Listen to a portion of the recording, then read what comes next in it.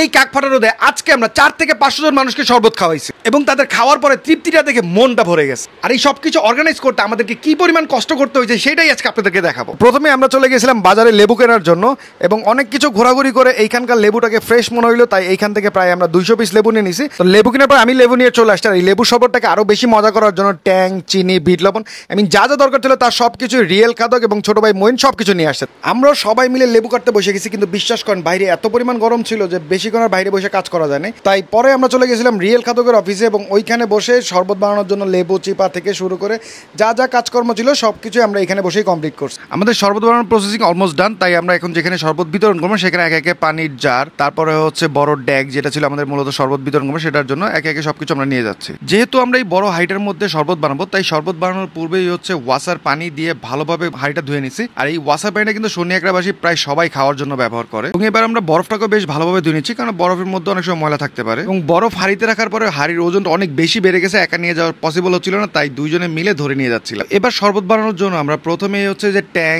চিনি, লেবু এবং লেবুর রস যে প্রথম সিরাপটা বানিয়ে রেখেছিলাম সেটাকে ঢেলে দিলাম এবং এটার সাথে এক এক করে আমরা পানি মিক্স করছিলাম। এবং যখন শরবত বানাচ্ছিলাম প্রথমেই কিন্তু লোক অল্প ছিল, কিন্তু মুহূর্তের মধ্যেই বেশ অনেক লোক সমাগম হয়ে গেল এবং এই সমাগম দেখে একটা জিনিসই ধারণা করা যায় এই তীব্র গরমে জনজীবন কতটা অতিষ্ঠ হয়ে উঠেছে। আশেপাশে রিক্সাওয়ালা মামা এবং হচ্ছে মুরব্বী যারা ছিল তাদের প্রত্যেককে ডেকে ডেকে শরবত খাওয়াচ্ছিলাম। এই এক গ্লাস শরবত খাওয়ার পরে তাদের এক একজনের চেহারা যে আসলে তৃপ্তিটা দেখতে পাচ্ছিলাম না, এই তৃপ্তিটা দেখে না পুরো মনটা জুড়ে গেছে এবং এই তৃপ্তিটা দেখার জন্য না এইরকম পরিশ্রম আরো হাজারোবার করতে রাজি আছি। এক গ্লাস শরবত খাওয়ানোর মাঝেও যে এতটা পরিমাণ প্রশান্তি পাওয়া যেতে পারে এটা হয়তো আজকে এই শরবতের ক্যাম্পেইনটা না করলে জানতেই পারতাম না। এবং আমাদের এই শরবতের প্রজেক্টটা সফলভাবে পরিচালনা করার জন্য আমার সাথে ছিল রিয়েল খাদক, মইন এবং মইনের কিছু ফ্রেন্ড সার্কেল ছিল যাদের পরিশ্রমটা ছিল মনে রাখার মতো। আজকের আমাদের এই ফ্রি শরবত ক্যাম্পেইনে আমাদের সবচেয়ে যে সহযোগিতা করছে আমার সাথে আমাদের এই যে রিয়েল খাদক, আপনাদের সবচেয়ে পছন্দের ব্লগার, ফুড ব্লগার সুমন ভাই, আর হচ্ছে আমাদের মইন এবং মইনের ফ্রেন্ড সার্কেল আছে, সবাই কিন্তু দেখাই।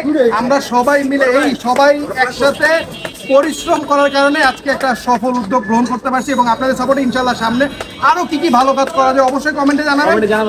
হ্যাঁ, অবশ্যই কমেন্টে জানাবেন এবং আমরা সেই মোতাবেক কাজ করার চেষ্টা করবো।